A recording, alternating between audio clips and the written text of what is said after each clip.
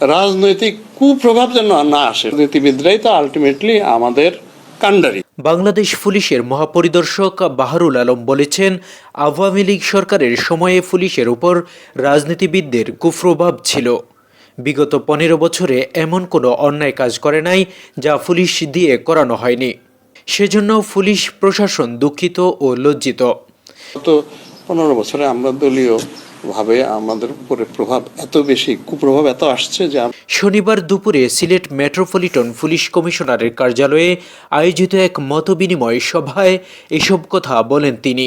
হেন অন্যায় নাই, আমরা করি নাই, আপনারা জানেন, আমরাও জানি। আমরা অবশ্যই আমরা অত্যন্ত দুঃখিত।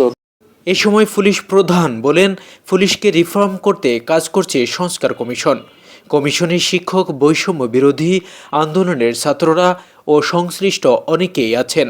তারা সরকারকে সংস্কারের বিষয়ে সুপারিশ করবে। পৃথিবীর ইতিহাসে কোনো পুলিশ এরকম করে না। 5ই আগস্টে সারা দেশের বিভিন্ন থানা ফাঁড়ি থেকে প্রায় 6,000 অস্ত্র লুট হয়েছে উল্লেখ করে আইজিপি বলেন, এখন পর্যন্ত 1,500 অস্ত্র উদ্ধার করা সম্ভব হয়নি। এসব অস্ত্র উদ্ধারে চেষ্টা চলছে। মাটি খুঁড়ে অস্ত্র বের করা কঠিন।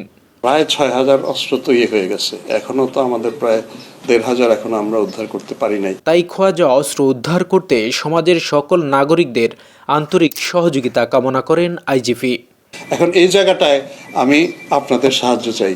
মতবিনিময় সভায় পুলিশ প্রধান আরও বলেন, গণ অভ্যুত্থানের নিহতদের ঘটনায় দেশ জুড়ে ভুয়া মামলা হচ্ছে। এতে নিরীহ মানুষদের আসামি করে চাঁদাবাজি করা হচ্ছে। তবে তদন্তকারী কর্মকর্তাদের নির্দেশ দেওয়া আছে যেন নিরপরাধ মানুষের গ্রেপ্তার না করা হয়। নিরীহ লোকজনকে দিয়ে তাদের উপরে চাঁদাবাজি, তাদেরকে ভয় দেখানো। নিরীহ মানুষেরা যাতে হয়রানির শিকার না হয় সেজন্য সঠিকভাবে তদন্ত করবে পুলিশ বলেও জানান পুলিশ প্রধান বাহারুল আলম।